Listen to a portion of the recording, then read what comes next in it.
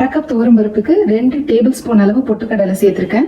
காஞ்ச மிளகா 3 எடுத்திருக்கேன். இந்த மிளகா ரொம்ப காரமா இருக்காது. ரொம்ப காரமான மிளகானா 1 இல்லைன்னா ஒரு 1.5 மிளகா போதும். ஏன்னா நம்ம மிளகு சேர்க்கிறோம், அதுதான் இது இந்த பருப்புக்கு தேவையான காரத்துக்கு நல்லா இருக்கும். 1/2 டீஸ்பூன் அளவு மிளகு சேர்த்திருக்கேன்.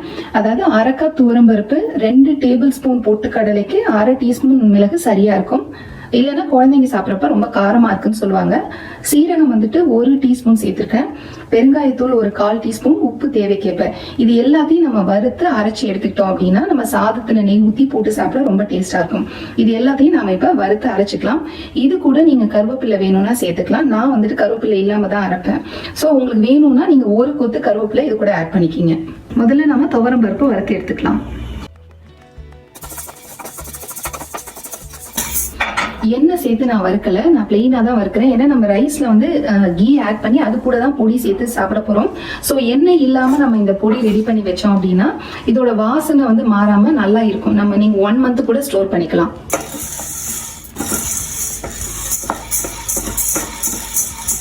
துவரம் பருப்பு நல்லா செவந்து வாசனை வர ஆரம்பிச்சிருச்சு. இந்த ஸ்டேஜ்ல இதை நாம இப்ப வேற ஒரு பாத்திரத்துல மாத்திக்கலாம். அடுத்து பொட்டுக்கடலை. பொட்டுக்கடலையும் நல்லா வறுபட்டு வாசனை வர ஆரம்பிச்சிருச்சு. பொதுவாக இந்த பருப்பு இருக்கிறப்ப அதோட வாசனை வர ஆரம்பிச்சாலே நமக்கு அது ரெடி ஆயிடுச்சுன்னு தெரிஞ்சுக்கலாம். என்னன்னா லோ ஹீட்ல வச்சு குக் பண்ணணும், அது மட்டும் ஞாபகம் வச்சுங்க.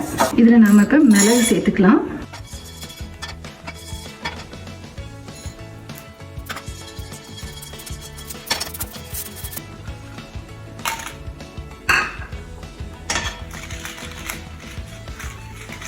நம்ம பருப்பு பொடிக்கு தேவையான எல்லா ஐட்டம்ஸும் வறுத்துட்டோம். இது கூட நம்ம அரைக்கிறப்ப உப்பு பெருங்காயத்தூள் போட்டு அரைச்சிக்கலாம்.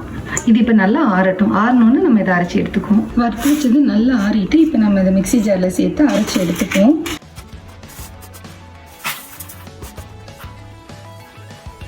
உப்பு பார்த்தீங்கன்னா நான் 1 டீஸ்பூன் போடுறேன்னு சொன்னல, உங்களுக்கு கொஞ்சம் ஜாஸ்தி மாதிரி தான் இது தெரியும்.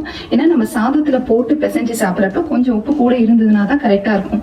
இதுல நம்ம கரெக்டா போட்டுட்டோம்னா ரைஸ் சப்புன்னு இருக்கும். அதுல நம்ம எவ்ரி டைம் சால்ட் ஆட் பண்ணி சாப்பிட்ற மாதிரி இருக்கும். அதனால நான் அரைக்கிறப்பவே கொஞ்சம் உப்பு தூக்கலா அரைச்சி வச்சிருவேன். இப்போ நம்ம இதை அரைச்சி எடுத்துக்கலாம். நம்ம மிளகாப்பொடி அரைக்கிற மாதிரி இல்லாம நல்லா ஃபைனாவே அரைச்சி எடுத்துக்குங்க. இது ஆறுனதுக்கு அப்புறம் நல்ல ஒரு ஏர்டைட் கண்டெய்னர்ல மாத்தி வச்சுக்குங்க. முடிஞ்ச அளவு பிளாஸ்டிக் பாக்ஸ் இல்லாம சில்வர் பாக்ஸ் அப்படி இல்லைன்னா கண்ணாடி பாத்திரத்துல ஸ்டோர் பண்ணி வச்சுக்கலாம். இது ஆறணும்னா நம்ம ட்ரான்ஸ்ஃபர் பண்ணிடலாம். நம்மளோட பருப்பு பொடி ரெடி ஆயிடுச்சு.